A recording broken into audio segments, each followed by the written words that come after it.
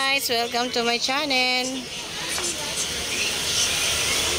This video is for Laba-Laba Days.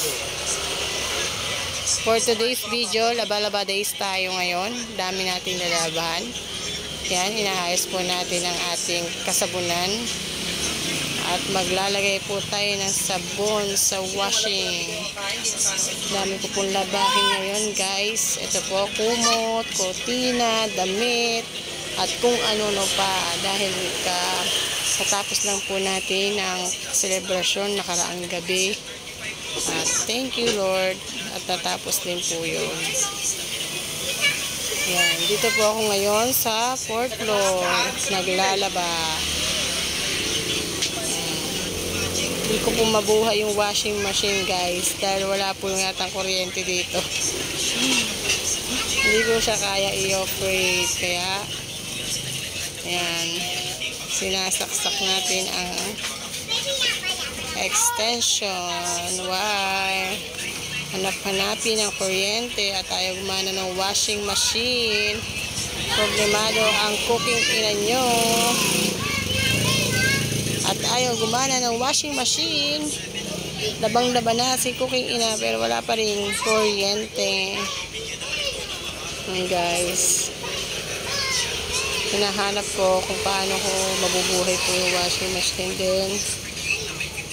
Maya-maya ay tatawagin na natin si cooking ama dahil sila ang nakakaalam ng kuryente dito. Ayan po guys. Lagay na natin ang sabon sa washing at tayo mag-uumpisa na maglaba ng napakaraming labahin. Ayan.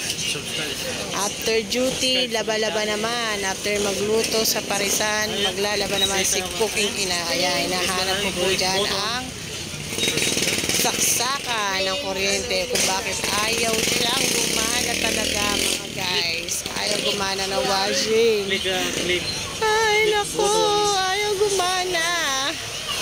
Bakit kaya ayaw gumana? May pipindutin yata dito guys. Hindi ko alam.